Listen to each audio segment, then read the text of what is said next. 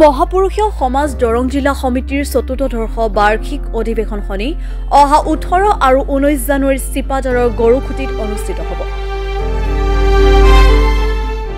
মহাপুৰুষীয় সমাজ গৰুখুটিৰ শাখাৰ উদ্যোগত কৃষ্ণকান্ত নাথ ভকত ক্ষেত্ৰত অনুষ্ঠিত অধিৱেশনখনিৰ প্ৰস্তুতি ইতিমধ্যে আৰম্ভ কৰা হৈছে। অধিৱেশনখনিৰ লাইখুটা স্থাপন অনুষ্ঠানটিও দেওবাৰে সম্পন্ন কৰা হয়। এক মাংগলিক পৰ্বৰ মাজত এই অনুষ্ঠানটি ৰূপায়ণ কৰে মহাপুৰুষীয় সমাজৰ মুখ্য উপদেষ্টা ৰবীন্দ্ৰ শৰ্মা মহন্তই। আনহাতে অনুসংগ খুঁটাটিত স্থাপন কৰে ইয়াৰ শংকৰ মাধৱ বৰদলগুৰি শাখাৰ হৈ ধনেশ্বৰ নাথ আৰু শ্ৰীমন্ত শংকৰদেৱ সাতখলি শাখাৰ হৈ সুৰেণ নাথে।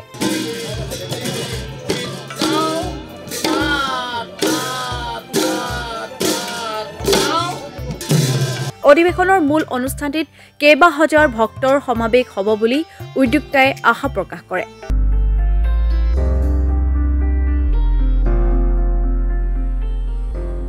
অধিৱেশনখনত সকলো ৰাইজৰ সহায় সহযোগিতা কামনা কৰিছে উদ্যোক্তাসকলে। হয়, কৃষ্ণ আমাৰ দৰং জিলা অৰ্থাৎ দৰং মহাপুৰুষীয় সমাজৰ এখন চতুৰ্থ বাৰ্ষিক অধিৱেশন আমাৰ কৃষ্ণকান্ত ভকত ক্ষেত্ৰ বুলি কয় ইয়াতে অনুষ্ঠিত হ'ব। আজি যথেষ্ট মানুহ সমাগম হৈছে। আজি আচলতে আমাৰ 18 আৰু 19 জানুৱাৰী 2025 বৰ্ষত অনুষ্ঠিত হ'ব আৰু সেই উপলক্ষে আজি লাইখুটা স্থাপন অনুষ্ঠান আৰু লাইখুটা স্থাপন অনুষ্ঠানত আজি আপোনালোকে দেখিছে যথেষ্ট সংখ্যক জিলা সমিতিৰ ফালৰ পৰা হওক বিভিন্ন শাখাৰ পৰা ভক্তসকল আইসকল ইয়াত উপস্থিত হৈছে। ইতিমধ্যে আমাৰ মুখ্য লাইখুটা স্থাপন কৰিলে আমাৰ জিলাৰ মুখ্য উপদেষ্টা আমাৰ ৰবীন্দ্ৰ শৰ্মা মহন্তদেৱে আৰু তিনিটাকৈ আমাৰ অনুসংগ খুঁটা আছে।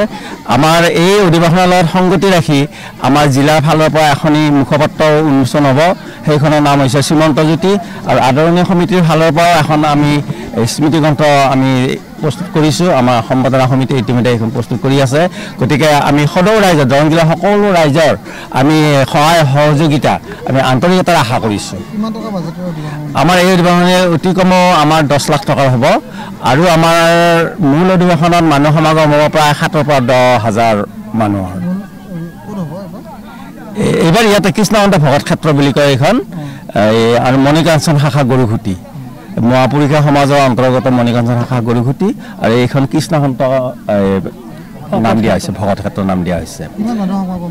আপোনাৰ একা শতাংশ ক'ব পাৰে 7 পৰা 10 হাজাৰ মানুহৰ সমাগম হ'ব আৰু সেইমতে আমি এইখিনি ভকত বান্ধৱৰ কাৰণে আমি মহাপ্ৰসাদৰ যোগাৰ কৰিছোঁ আৰু গোটেইখিনি আয়োজন ইতিমধ্যে আমাৰ সমাপ্ত হৈছেই আৰু কিছু বাকী আছে। আমাৰ সন্মুখত যিহেতু আমাৰ এটা মাহ আছে বাকী এইখিনি সময়ৰ ভিতৰত আমি নিশ্চয় সেইখিনি কাম আমি কৰিব পাৰিম বুলি আশাবাদী। আমি কৃষ্ণ আমাৰ মহাপুৰুষীয় সমাজ দৰং জিলা সমিতিৰ চতুৰ্থ বাৰ্ষিক অধিৱেশনৰ আজি আমি লাইখুটা স্থাপনৰ কাৰ্যসূচী ইতিমধ্যে চলালোঁ।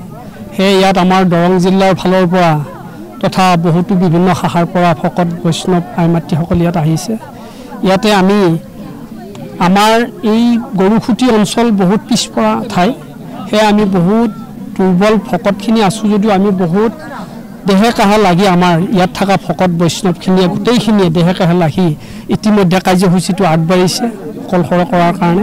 সেয়ে আপোনালোকৰ জৰিয়তে নিউজ চেনেলবিলাকৰ জৰিয়তে আমি দৰং জিলাৰ গোটেই অসমৰ ৰাইজক বৈষ্ণৱসকলক সকলোকে যাতে আমাৰ জানুৱাৰী 18-19 তাৰিখত হ'ব লগা 2025ত হ'ব লগা অধিৱেশনখিনিত যাতে সকলোৱে ইয়াত আহি আমাৰ সহায় সহযোগৰ লগতে যাতে আমাৰ পদৰ ধূলি দিয়ে তাৰ কাৰণে আপোনালোকৰ যোগেদি আমি সেৱা ধৰিলোঁ। যাতে নতুন উপলক্ষে আমি সাংবাদিক বন্ধুসকলকো আমাৰ ফালৰ পৰা আমি সেইদিনাখনৰ কাৰণে আমাৰ ফালৰ পৰা আমি সেৱা ধৰিলোঁ যাতে আপোনালোকে ৰাতিপুৱাৰ পৰা যাতে দুদিনীয় কাৰ্যসূচীটো গোটেইখিনি যাতে সাফল্যমণ্ডিত কৰি আমাক সহায় সাৰথি কৰে তাৰ কাৰণে আমাৰ ফালৰ পৰা আপোনালোকক আমি সেৱা ধৰিলোঁ। কৃষ্ণ।